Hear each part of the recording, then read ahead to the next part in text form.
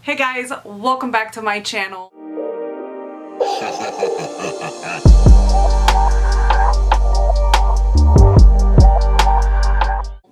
So things are changing a little bit, and I think you can tell by the title of this video. This is just a change I've been wanting to make since the beginning of the year, and for one reason or the other, I've just been kind of hesitating. I don't like change too much. It's a little hard on me, and it just throws my whole routine and mind up. But I've been wanting to do recent reads for a while already, just because it's a little daunting to do wrap-ups at the end of the month, especially when you're reading large amounts of books, and then you have to remember everything that you read at the beginning of the month towards the end. And I tend to do my wrap-ups really late, which not only means that I upload them late, but that I film them late as well. So yeah, I'm hoping that recent reads will make it a little bit easier for me. I'm not doing away with wrap-ups yet, just because they're going to be completely different, as to where on usual wrap-ups I talk about all the books, or I try to talk about all the books. What I'm going to do now in my wrap-ups, I'm hoping, is where I just more or less touch base on my favorites of the month, my least favorites of the month, and more of reading stats than talking about all the books. So we'll see if that happens yet. I'm not quite sure if I'm still going to be doing wrap-ups. I want your input. Do you want to see something like that at the end of the month, where I just touch on my favorites and least favorite books that I have read, and also reading stats? But anyways, getting back to recent reads, I want to start doing them every 2 weeks. So twice a month, I think it's perfect to touch on all the books that I read. Last month was an easy wrap-up because I had only read 5 books. It's not the case this month. This month my reading has picked up, so I think it's the perfect time to start off and see how it goes with recent reads. I hope you guys like this change. I hope that I get to talk more on the books that I've been reading, as opposed to just, I can't remember anything about this book. So let's jump into the first 2 weeks of July with this recent reads. So for the first 2 weeks of the month, I read a total of 9 books. Now, we did have Summerween at the beginning of July, so that influenced a lot of how many books I read for the 2 weeks that started off July. I don't know that I usually read that much. I probably do. A lot of these books are very short books, but I do have a chunker that I did not even know was a chunker.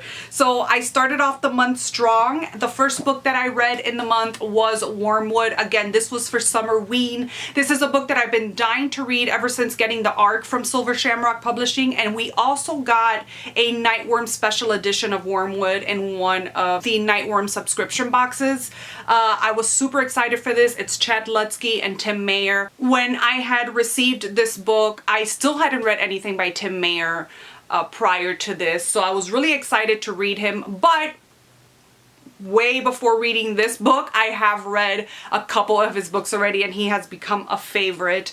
But yeah, getting back to this, I have already spoken on this book in a Summerween vlog where I go through reading this book and a couple others that I'm going to be talking about. I will link that up above so that you can check it out. Here we follow Baker Gray and 2 of his friends, one of them being Cassandra, and Cassandra is a lot older than these 2 boys. We learn how they all come to be friends, but Cassandra is a really bad influence, and Baker is really led by his emotions. He has never met anybody like Cassandra before, so he just goes along with everything that she tells these kids to do. Again, she's not good news, and the road that they take and the path that they take is a little crazy. I thought it was going to be a 5-star read. I thought it was going to give me all the emotions because we have Chad Lutzke in it, and although I did feel some of the emotions, I felt a little bit of a disconnect between me and the characters. And usually when I feel a connection is when the book comes to life for me, and I didn't feel that. I did enjoy the story. It is a really good dark story. So if you're into that, I think you would really like this. I ended up giving this one 4 stars. After that, I read My Best Friend's Exorcism by Grady Hendrix.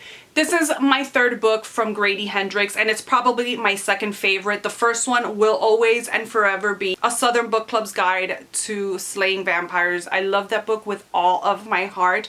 This is a close second. Here we are following 2 best friends and just their everyday life, and one night something goes wrong, and this friend, her best friend, goes missing, but she is found again, and ever since she is found, she's just been acting weird after this one night, and her friend is really worried about her, and they go through this whole thing of this girl being possessed and their friendship. It's heavily influenced by their friendship and what this girl is going through, watching her best friend just like dwindle in front of her. It was a fun time. This has your normal Grady Hendrix character where nobody believes what they're saying, just like in the Southern Book Club's Guide to Slaying Vampires, where nobody believed Patricia, that she was after this bad guy. Well, we have the same thing here, and I just love that. You just get so frustrated just watching this poor girl and nobody believing what she is seeing because she's just a young girl. And ultimately that's what this is about. It's just young girls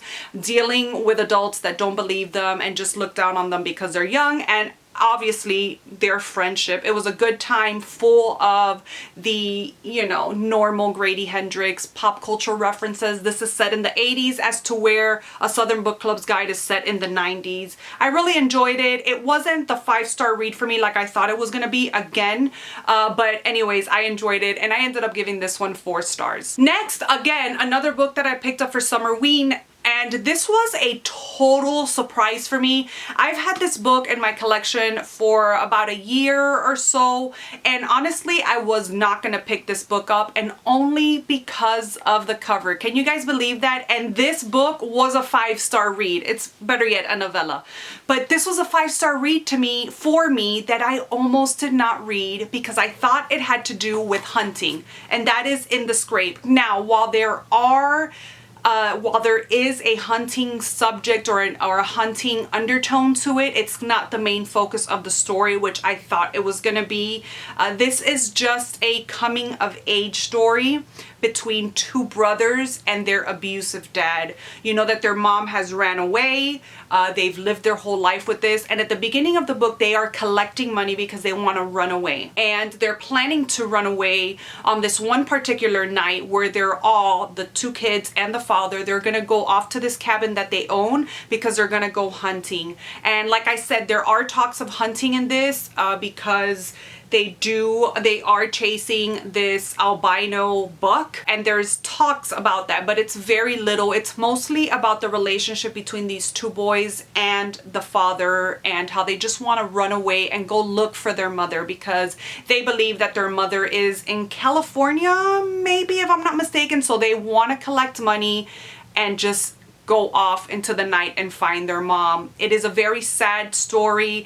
I know somebody that has read this already because of my recommendation in Summerween or Instagram or somewhere, and they loved it as well. It's very heartfelt and it's heart-wrenching at the end. I loved it so much. Again, I gave this 5 stars, and you guys, I am a cover person. I am such a cover person, but don't disregard a book or don't put a book to the side just because of the cover, because hello, this was phenomenal and I almost missed out on this story. It's a short one. It's a quick read. I recommend this to anybody that loves coming of age and likes hard-hitting stories between families, kids, and parents and things like that. So again, 5 stars, fantastic.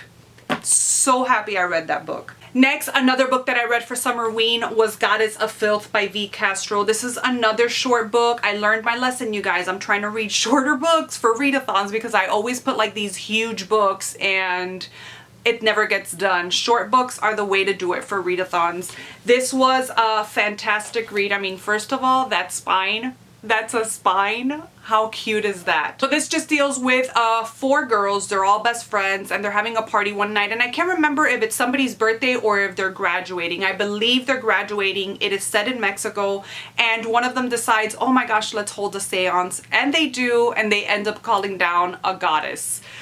So that it's just a story of how one of them gets possessed by this goddess, but this goddess has a very important mission that these girls are gonna help her on. It was fantastic once again. I really did enjoy it, and honestly, I didn't know anything about this book going in. This was in one of the Nightworms packages, and I just love reading books like that. Books that probably weren't on my radar or I wasn't looking into reading. And then I read them and they are these gems. I loved the friendship in this. I love the Mexican culture and the foods that they mention in here. Oh my gosh, so yummy. I love Mexican food. But yeah, this was a really good one. And I ended up giving this one 4 stars. Next, I read The Final Girl Support Group by Grady Hendrix. I have a whole entire reading vlog on this.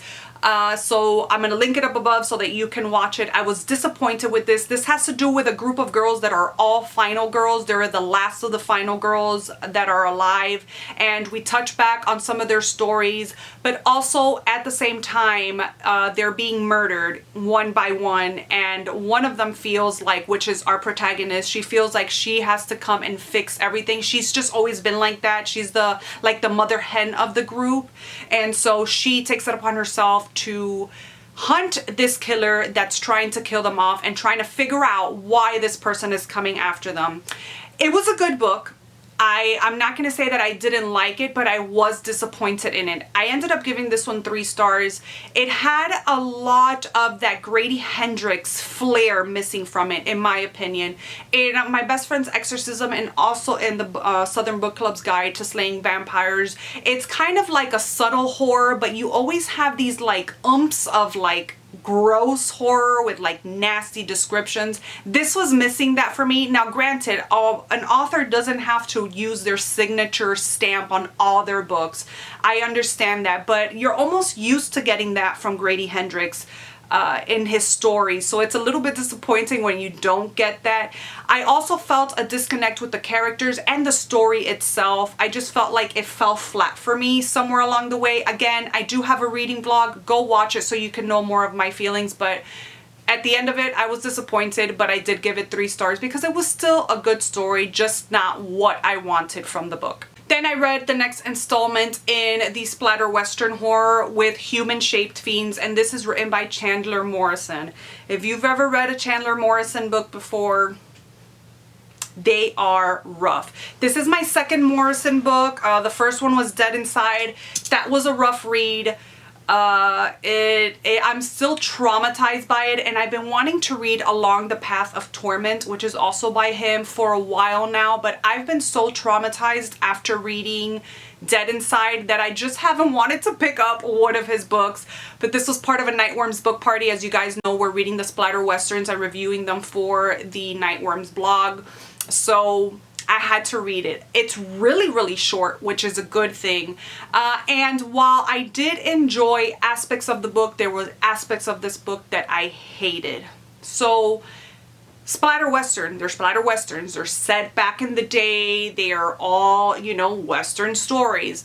Well, in this one, Morrison has included himself or input himself into the story with interludes in between each of the chapters where he's talking about his journey on writing this book. This is not his usual kind of book to write. It's a splatter western, and he's trying to figure out how to add his flair into this, and he's having a hard time because he feels like his fans expect the big oomph that he is, or that he writes about in his books. And so he's trying to incorporate this within the whole book. And I'm gonna say I am alone. I am alone on my thoughts on this book. Everybody has loved this book that has read it, and they all love these little interludes. For me, they just did not work at all, and that's okay. Whatever. I usually hate stating things that I hate that an author does with his style of or form of art, but with this one, I just couldn't get past it, so I feel the need to mention that. Just so that you know, I felt like those interludes really pulled me out of that old town splatter western that I'm used to. It would pull me out, and then it was hard for me to get back into it. Another thing that I noticed, I mean, yes, this book is gruesome. We are talking about Chandler Morrison. I mean, my ass was clenching with a scene. If you guys have read this book, then you know what scene I'm talking about. I mean, clenching so hard, and I write in my review that I almost fell out of my bed of how much I was like. It was so horrible to read some of the scenes. So it's your usual splatter western, but a little bit extra because it's Morrison writing it. And I was loving those parts of the story so much. But then we would get an interlude and I'm like, dude, I don't care about how you feel, about how you view yourself or how your fans view you or what they're, I don't care about that. I just want the story. I don't care if the story is 60 pages long and, you know, that's all I'm getting. But I would have loved it so much more without these interludes. Again, I'm in the minority, so take my review with a grain of salt and, you know, that's that. But I didn't like them. And then another thing, I really wasn't feeling the villains of the book or the people that they're all chasing and trying to kill. It's these 3 kids. They're vicious kids. Everywhere they go, they just kill. And obviously there's a backstory to these kids and why they're doing this. But I felt a disconnect in that as well. Anyways, I'm gonna stop talking about this book. I ended up giving it 2 stars. You guys know how hard it is for me to give a book 2 stars, but here we are, 2 stars. It is my least liked book in the Splatter Western series. Then I finally read Behind Your Eyes by Sarah Pinborough. Oh my gosh, I feel like I'm the last person on this planet to read this book. You know what? This was just okay. I was like so looking forward to it because this is such a hyped book. But for me, I was just like, okay, I mean, that ending was really surprising and it was really out of left field. Like I was not expecting this ending, but okay. Here we're following this woman, Louise, and she is a single mom. She works hard to raise her kid. You know that she's stuck in a rut. So she goes out one night just to have a few drinks. She ends up meeting this man and sparks fly. They end up kissing, but she has kind of like a feeling that he's married. The next Monday morning, she goes into work and her new boss walks in, and who do you know? It's the guy that she kissed at the bar, walking into the office right alongside his wife. So later on in the story, you know that Louise somehow has run into this man's wife and they become friends. The story develops from there basically, and the ending is crazy. Again, I just thought this story was okay. It wasn't anything exciting. I was enjoying the beginning of it and I was interested in seeing where the story was going. Like, oh my gosh, girl, what are you doing befriending this wife when you have the hots for her husband? I mean, come on. And so I was really into it, wanting to know where the story was going. And then somewhere along the middle, I was just okay. I'm like, okay, I just wanted the book to end. And then that ending happened and I was like, whoa, what is this? So yeah, it wasn't all that fantastic, but there were surprising moments and moments that left you like, what? I ended up giving this book 3 stars. And the last and final book that I read was an out of the blue pick, and it was actually a mistake, but I had ended up putting a hold on The Summer House by James Patterson on Libby, and then the book finally came in. I saw the title, The Summer House. We're in summer right now, and I was like, oh my gosh, perfect. I had not read a James Patterson book in over 4 or 5 years. James Patterson was, I mean, I was obsessed with James Patterson's books. I've read all of his like the first something, second something. I think that he's co-written with other people, but I've read all the way up to the 8th one, I believe. I forgot their names, but I love James Patterson, but it's been years, probably more than 5 years since I've read one of his books, and I just thought, hey, why not? Let's see what this is about. Now, first off, I completely forgot what kind of books James Patterson writes. They're usually all kind of like detective, mysteries kind of thing, but they're heavy like detective. Then I never read the synopsis to this, and to be completely honest with you, I'm looking at the book right now. I actually thought that I had taken out that I had checked out the second book in the Crazy House series that it has, that mystery one, and I'm like, okay, great, I have the audiobook for the second one. I'll read the first one really quick, I'll find the audiobook for that, and then I'll catch on to the second one. Well, no, it's a completely different book, and I didn't notice this until afterwards, and I'm like, well, we're doing this. We are going to read this.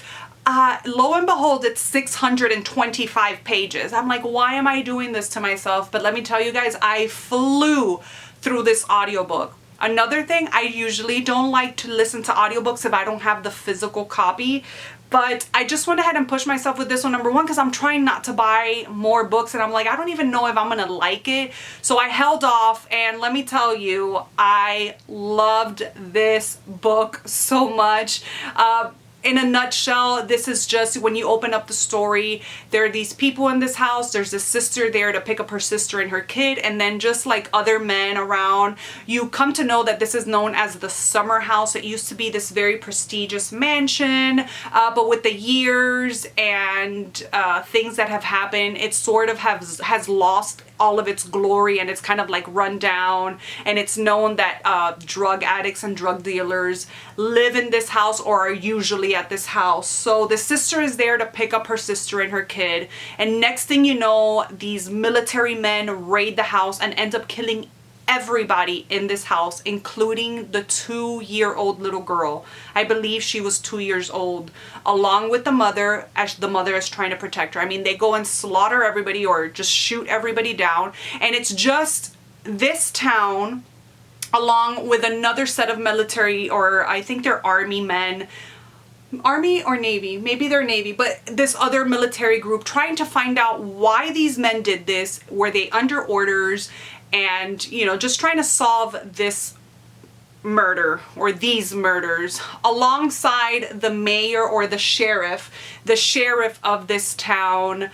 You know that she's kind of sketchy and there's something not right with her, and she's just trying to get in between all of this investigating and stuff. Again, it was so much fun, and I am so glad that I read this, that I actually went ahead and read it, even though I knew that it wasn't the book that I was thinking it was. Anyways, I ended up giving this one 4 stars, and it was probably the most surprising, along with In the Scrape, that I read for the first 2 weeks of the month. 4 stars. It was great. I almost closed out this video and missed a book.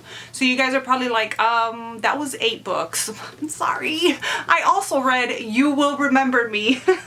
This has to do with a guy that just wakes up, washed up on a beach somewhere, and he doesn't have any recollection of how he got there, who he is, who he was, where he lives, anything. He doesn't know anything about himself. He knows that he just woke up one day on the beach and that's it. So he's on a quest to find out who he really is. He's set off. He doesn't have any money, anything, and he like hitches a ride behind somebody's camper or something like that without them noticing. And he ends up coming upon this town where somebody recognizes him and is calling out to him, but of course, because he doesn't remember his own name or who he is, he's not looking until this person's like, hey, what's going on? And he's like, listen, I don't know who you are. Apparently he had some sort of problem in this town and was fleeing from it at some point for many years, and so now they're surprised to see him there. They think that he's acting like he doesn't know who he is, and they end up contacting his sister, which comes to get him and is trying to sort of fill him in to who he was at one point, but she really has not seen him in a few years. He just upped and left this town one time and didn't tell anybody where he was going. And also you have on the other side of things his girlfriend looking for him. She's put out on the news that he's missing, but one way or another, I really can't remember how, she ends up finding out that he is in this town. I don't know if she ends up coming across him, running into him, or what, but she ends up going up to him and he's like, who are you? And she's like, what do you mean, who am I? I'm your girlfriend. You live with me. We're in love. Well, the story develops from there. There's obviously secrets and lies and hidden mysteries. So this was a good time. Obviously not something that was so memorable because I really had to read the synopsis and really try to pull from what I read. So I guess these recent reads aren't going to be that much easier than the wrap-ups. A little easier. But yeah, all I know is that I gave this one 3 stars. I remember enjoying it for the most part while I was listening to it, because I was listening to this on audio, but at the end of the day it was just a forgettable story, but I guess it did its job at the moment of entertaining me, so it was 3 stars. Now really, those are all the books that I read for the first 2 weeks of July. On to the outro. So that's it, you guys. That is my first recent reads. Those are all the books that I read for the first 2 weeks of July. Let me know if you've read any of these books and your thoughts down below in the comment section without spoilers. I hope you guys enjoyed this video. Thank you so much for watching, and I will see you guys in my next one. Bye!